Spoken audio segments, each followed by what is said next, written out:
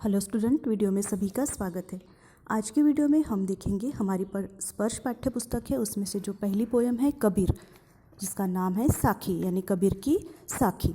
तो सबसे पहले हम आज के वीडियो में कबीर का परिचय पढ़ते हैं। कबीर का जन्म 1398 में काशी में हुआ माना जाता है। गुरु रामानंद के शिष्य ने कबीर ने 120 वर्ष की आयु पाई। जीवन के अंतिम कुछ वर्ष मगहर में बिताए और वही चिरनिद्रा में लीन हो गए। कबीर का आविर्भाव ऐसे समय में हुआ था जब राजनीतिक, धार्मिक और सामाजिक क्रांतियां अपने चरम पर थी। कबीर क्रांतिदर्शी कवि थे। उनकी कविता में गहरी सामाजिक चेतना प्रकट होती है। उनकी कविता सहज ही मर्म को छू लेती है।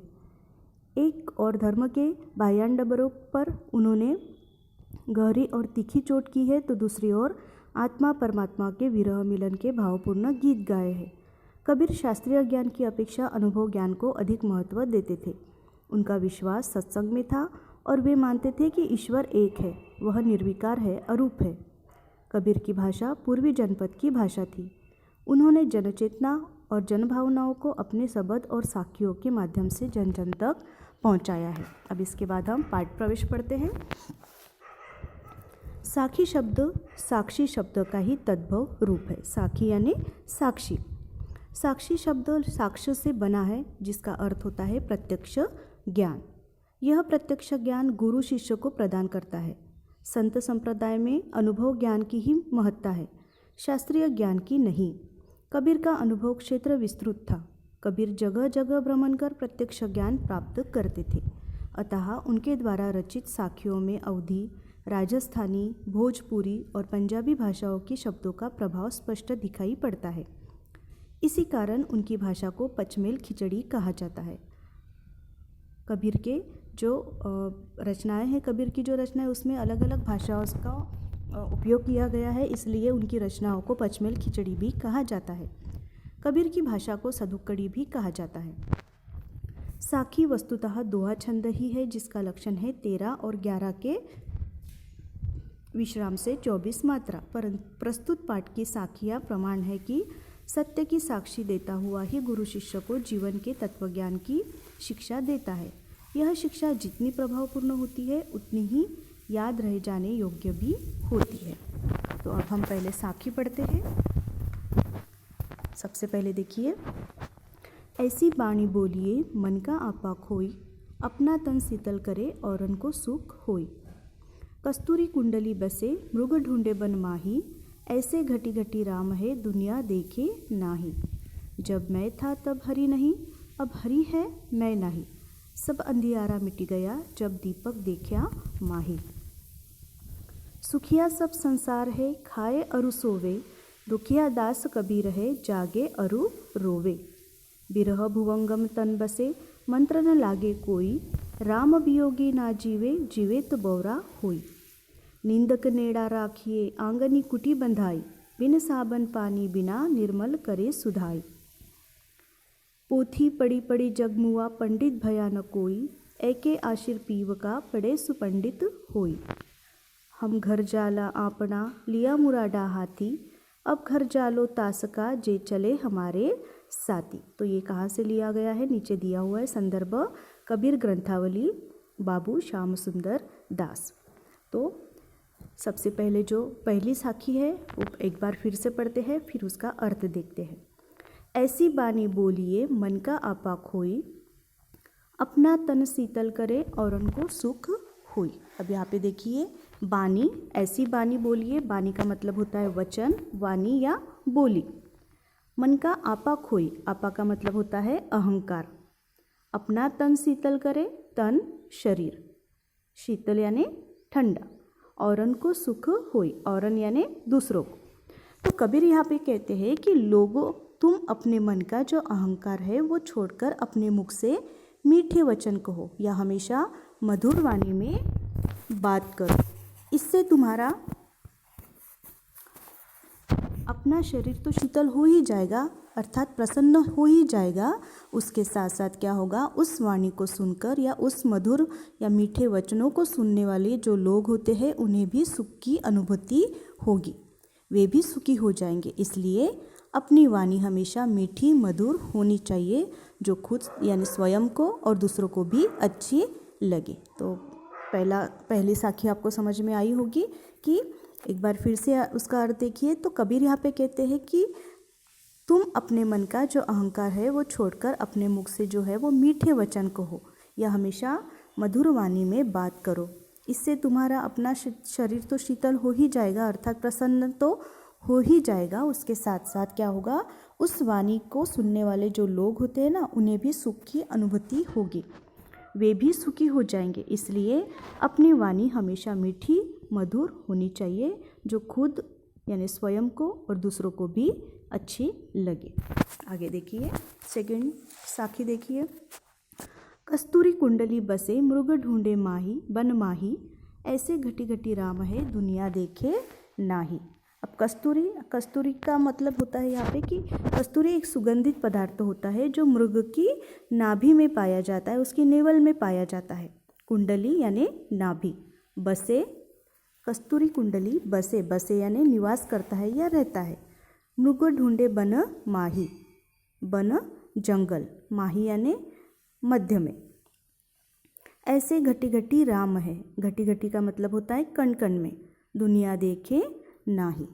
अब कबीर कहते हैं कि जिस प्रकार कस्तूरी नामक सुगंधित पदार्थ मृग की नाभि में ही होता है, उसकी नेवल में ही होता है, परंतु वह उसे वन वन खोजता फिरता है, जंगल जंगल ढूंढता फिरता है, उसी प्रकार कबीर कहते हैं कि हम ये जो राम है ना, ये कनकन में निवास करता है। हर मनुष्य के शरीर में कनकन में वो निवास करता है, परंतु लोग उसे देख नहीं पाते। अर्थात कबीर यहाँ पर कस्तूरी मृग का उदाहरण देते हुए कह रहे हैं कि कस्तूरी जो है ये सुगंधित पदार्थ होता है, वह पदार्थ हिरण जो है उसकी नाभि में ही होता है, परंतु वो हिरण क्या करता है, उस सुगंध को ढूंढने के लिए सारा जंगल छान लेता है कि सुगंध कहाँ से आ रही है, बल्कि वो सुगंध उसी के पास होती है, परंतु उसे वह कस्तूरी नहीं मिलती जो कि वह उसी के पास होती है।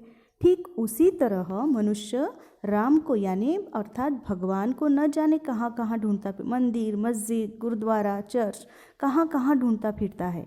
हर मंदिर में वो मनुष्य जाता है भगवान को ढूंढने के लिए, परंतु भगवान तो हर मनुष्य के हृदय में निवास करता है, हर मनुष्य के मन में बसा होता है, परंतु कोई भी मनुष्य उसे ढूंढ नहीं पाता। इसलिए कबीर यहाँ पे कहते हैं कि कस्तूरी कुंडली बसे मृग ढूंढे बन माही, ऐसे घटी घटी राम है दुनिया देखे नाही।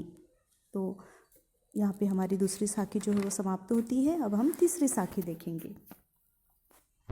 जब मैं था तब हरि नहीं, अब हरि है मैं नाही, सब अंधियारा मिट गया जब दीपक देखिया माही। अब यहाँ पे जब मैं था तब हरि नहीं, मैं का मतलब होता है अहंकार, हरि यानी ईश्वर, दीपक दिया, माही मेरे अंदर यानी अंदर।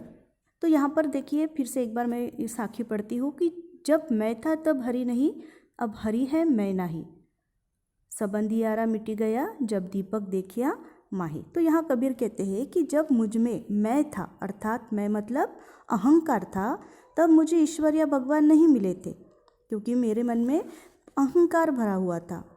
और अब मुझे ईश्वर के दर्शन हो गए हैं, तो मुझ में वो जो अहंकार था वो अब नहीं रहा।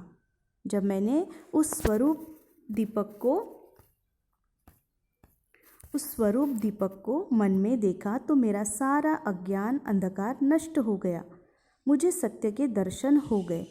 कबीर यही कह रहे हैं कि हमारे मन में अगर अहंकार भरा हुआ हो तो हमें भगवान का साक्षात्कार कभी नहीं होता, क्योंकि हम अहंकारी होते हैं। लेकिन ईश्वर के दर्शन होते ही या ज्ञान रूपी दीपक मन में जलते ही अहंकार जो है वो नष्ट हो जाता है, और मानो ईश्वर का यानी भगवान का हमें साक्षात्कार हो जाता है। ऐसा महसूस हो रहा है कि क्योंकि अहंकार रूपी अज्ञान हमारे मन से मिट गया है और ज्ञान रूपी ईश्वर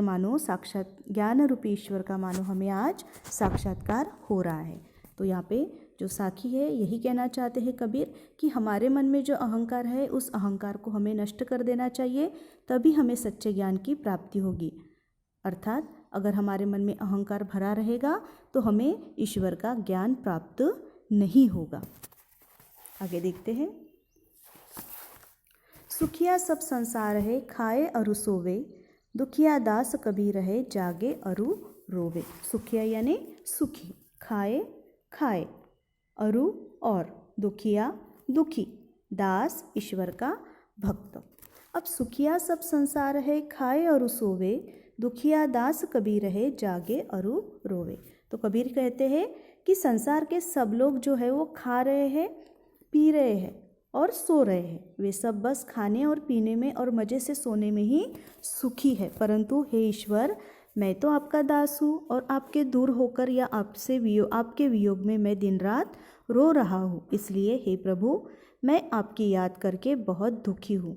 जिन्हें आपकी याद नहीं आती वे लोग तो सुखी है, अर्थात जिन्हें ईश्वर का नाम स्मरण नहीं करना है वे लोग संसार में बस मज़े से खा पी कर सोए हैं, उन्हें किसी बात की चिंता नहीं है।